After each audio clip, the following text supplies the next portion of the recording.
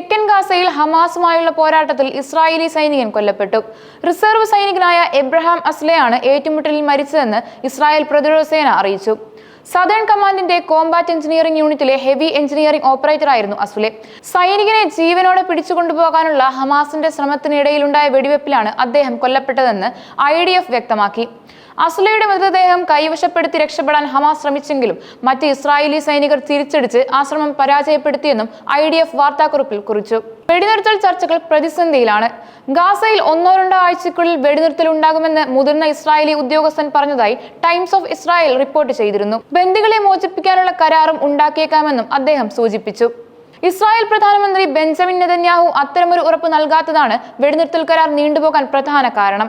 ഹമാസിനെ പൂർണ്ണമായും നിരായുധീകരിച്ചാൽ മാത്രമേ സമ്പൂർണ്ണ യുദ്ധവിരാമത്തെക്കുറിച്ച് ചിന്തിക്കുന്നു എന്നാണ് ഇസ്രായേൽ മുന്നോട്ട് വെക്കുന്ന പ്രധാന ഉപാധി. ഹമാസ് ആയുധങ്ങൾ പൂർണ്ണമായും ഉപേക്ഷിച്ചുവെന്ന് ഉറപ്പുവരുത്തണമെന്നും ഇസ്രായേൽ ആവശ്യപ്പെടുന്നു.